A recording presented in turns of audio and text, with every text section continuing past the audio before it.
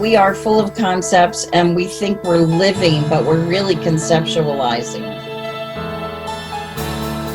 Sea change when you go from being in your mind to being in your heart. And the Course of Love was about discovering our true identity. Okay, welcome everyone to our show today, Heart to Heart, How Our Course of Love is Changing Our Lives. And I'm Lynn Kidd, your host today, and we have a very lovely guest joining us today from Costa Beach, Brazil. So welcome to our guest today, Rodrigo Cayres. Thank you so much, Rodrigo, for being here today. Thank you, Lynn, for having me here today. And thank you for hosting these gatherings, for creating this space, which allows Course of Love readers to share our experience. Yeah, it's really been a joy and honor to be able to do this. And I just wanted to say also, Rodrigo, for you, just a big thank you for all you've done for us as well, with all the beautiful video editing that you've contributed. And, you know, we can't do it without you. So just wanted to say big thank you for that. It's really been an honor, and it's been lovely to collaborate and work with you on this. The feeling is mutual. Yes. Yeah. I'm part of this team. Okay, so we'll get started. So, Rodrigo, did you want to maybe give us a little bit about your personal journey before you came to A Course of Love? When I was a teenager, around the age of 14 or 15, I watched that movie, The 10 Commandments, featuring the life of Moses. Oh, the 10 Commandments? The 10 Commandments with Charlton Heston. It's an old movie. Mm-hmm. And it impacted me so much, it evoked inside me a feeling that there was another way of living in this world. I was impressed by the behavior, the wisdom of Moses in that movie. So I started looking for opportunities to knowing who I am and unfolding all potential that I believed in that time I had. And so I joined a group to practice meditation together and to studying diverse bodies of wisdom. When then I reached the age of 19, I was already pretty knowledgeable about meditation and other teachings, and I became a teacher. So I have been teaching since that time. When I was in my 20s, I wished to extend these teachings to other parts of the world. I had a particular interest in living in Asia and being part of these Eastern traditions. Mm-hmm. So I moved from Brazil to Nepal, and I lived in Kathmandu for some time. Later I moved to India. I lived in New Delhi. And during that time, I had the opportunity to receiving hundreds of hours of teachings from the Dalai Lama, meeting him personally, being part of sanghas or spiritual communities. Mm-hmm. And later, I also went to Mongolia, to Thailand. Wherever I went, I formed groups. I put groups together. I started hearing frequently A Course in Miracles. I read it, for example, in a book called The Conversations with God by Neil Donald Walsh. I started hearing Wayne Dyer say A Course in Miracles. And then when I was reading The Power of Now by Eckhart Tolle, he also wrote about A Course in Miracles. I read it together with my wife. We together went through all 365 lessons. And I remember when we were finishing the last of the 365 lessons, our Amazon Kindle app started showing like recommended books. A Course of Love was there. So I remember the day I finished with my wife the last lesson of A Course in Miracles, I decided to check it out. So I went to Amazon, I read a couple of reviews about A Course of Love, and I bought and started reading the book on the very same day. So it was a very smooth transition Mm-hmm. from A Course in Miracles into A Course of Love. I stopped teaching this assortment of other teachings I was sharing before, because I came to recognize in A Course in Miracles and A Course of Love a level of transmission so high that surpasses everything that I had seen before. And of course, although I'm grateful for all the previous wisdom traditions I had the opportunity to study, nothing came close to what A Course in Miracles and A Course of Love are offering us now. Yeah, I feel the same. I mean, it's like the other study part was, it's like I did some Zen Buddhism and things like that too. But it wasn't really to us, you know, the Course in Miracles and A Course of Love came. And to really feel that inner transmission, like your whole being resonates with it. And I totally agree with that. There's like, those two, A Course in Miracles and A Course of Love, yeah, they really light up my being like no other teaching I've ever come across. So maybe we can go into A Course of Love a little bit and have you share something that's really meaningful for you from A Course of Love. Would you like to do that? Sure. Every page of A Course of Love is my favorite page. Every time I open the book and I read something, I feel it deeply resonates with this moment. It's like a living transmission. So for today, what is resonating with me is this passage that I take from the second treatise, which is a treatise on the nature of unity. Doing battle with the ego has become the preoccupation of many gifted and learned people. This is the classic battle revealed in all myths and tales of war and strife. It is the battle that, in your imaginings, has extended even to the angels. The ego is the dragon that must be slain, the evil of the despot to be toppled, the one-on-one conflict of all heroes who would take sides and do battle. You are called to peace, a peace that begins and ends with ceasing to do battle with the ego. This was exactly what I was sharing before I came to know A Course in Miracles and A Course of Love. I was one of those who was promoting the battle against the ego. Many of my lectures, several of my courses were dedicated to establishing a battle against the ego. And this approach does not work much well in practice. Yeah. So how is that speaking to you from a Course of Love? Is like what I'm hearing maybe is that's not the approach, is to have this conflictual, divisive battle going on with something that's really, you know, the belief in separation, it doesn't even exist.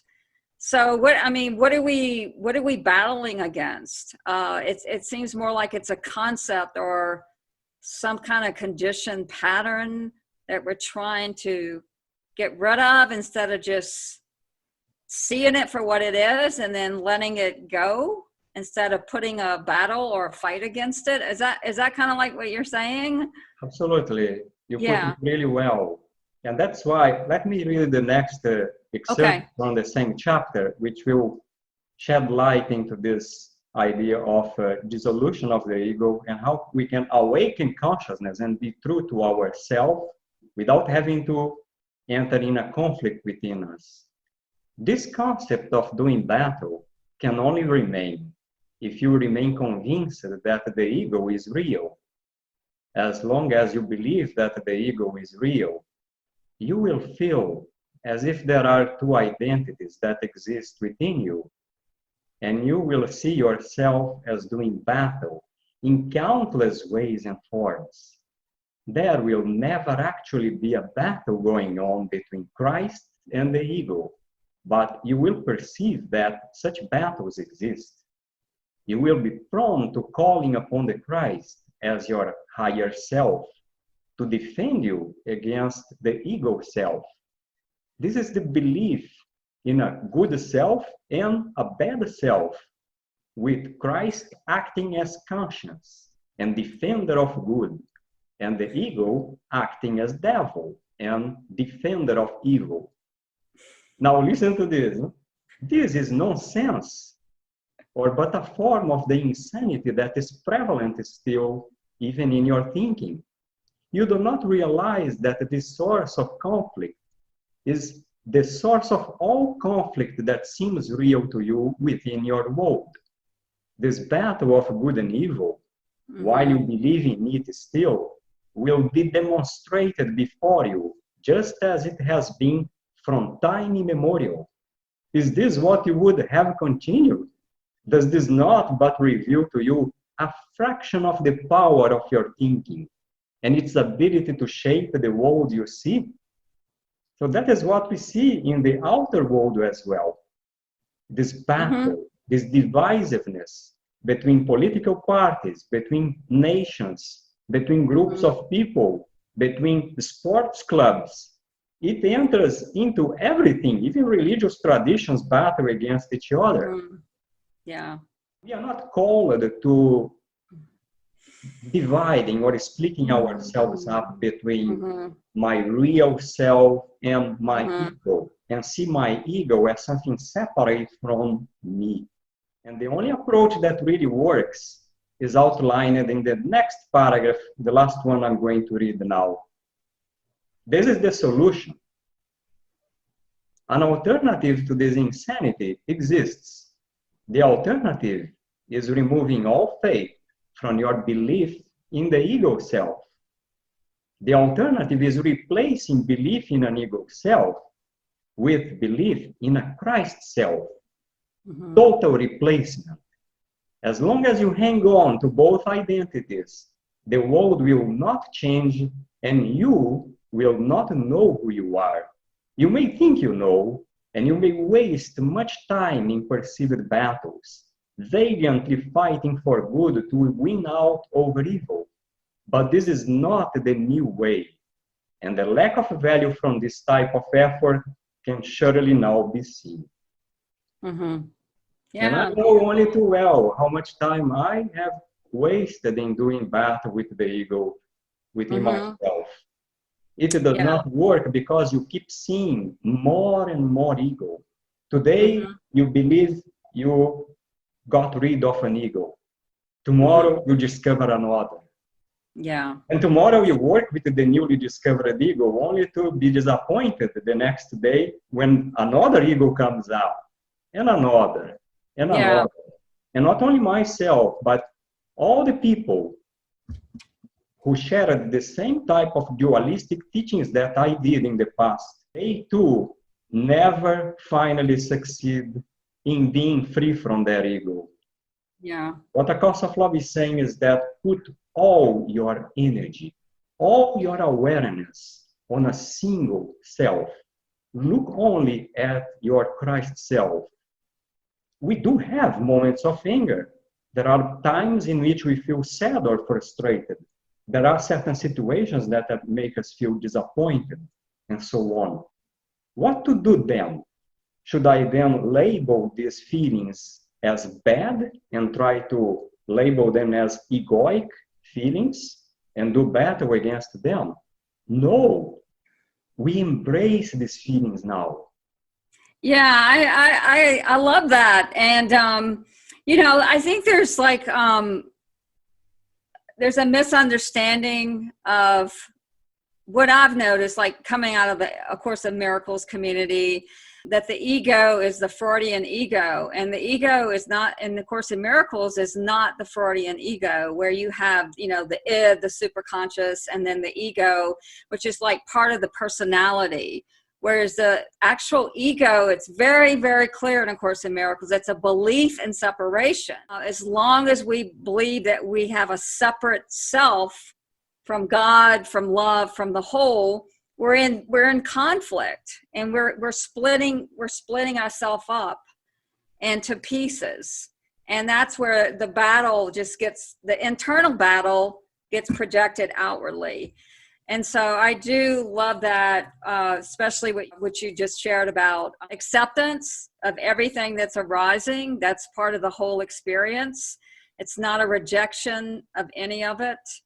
whether we feel sad or angry or, you know, whatever it is that's arising, we can welcome it and embrace it and not label it as good or bad, because then we're back in that conflict again. There's a good part and there's a bad part. And that's, to me, is part of the whole journey. You know, the prodigal son went around in circles and then finally was embraced by the father. He returned home. So yeah, thank you for sharing all that, Rodrigo. I really love that. It's powerful if you really sit with it. Indeed. Yeah, this Very has powerful. helped me to finally achieve a state of sustainability of Christ consciousness, because during the many years I was devoted to doing this battle against the ego, I was still in a state of maintenance. I was fluctuating. There are ups and downs. There was happiness followed by sadness. There was love followed by anger, even hatred. There are moments in which I felt in union with God. There are moments in which I thought God had abandoned me. So when you enter this dualism, you keep yourself in a state of maintenance. And since I started with A Course in Miracles and A Course of Love, I finally came to a stable or steady state of awareness that rarely leaves me. Yeah, that's beautiful. Yeah, I think it really, you know, it points to at the deepest level where love, and again, it's about accepting our own innocence. And there's really nothing to do battle with. Demons and devils and all war, even war is just an outward reflection of some internal battle. Because if we're coming from love and wholeness, there's no conflict. And then in that state, that's where I feel the clarity, is when I do get into that, the deep heart, the place where the mind and heart are joined, and the bridge is the Christ self between, you know, the absolute and the relative, or the, you know, the heaven and earth becomes one. But from that space, we, you know, if we're guided to do something or not do something, you know, it comes from a space of clarity. It's not conflictual. So thank you for all that, Rodrigo. And I guess we're kind of coming up on time now. So did you want to share anything, like, you know, for our new people out there, new viewers coming to the Course of Love and find our YouTube channel maybe? A Course of Love is a living course. It's a course that is changing with you. So each time you open the book, you discover that it is speaking to you right at that moment. And if 1 month later you open that same page, it will speak to you differently as a reflection of your new state of being. So that's all the time we have. So thank you so much, Rodrigo. It was an honor to have you join us today. Really appreciate your time. Lynn.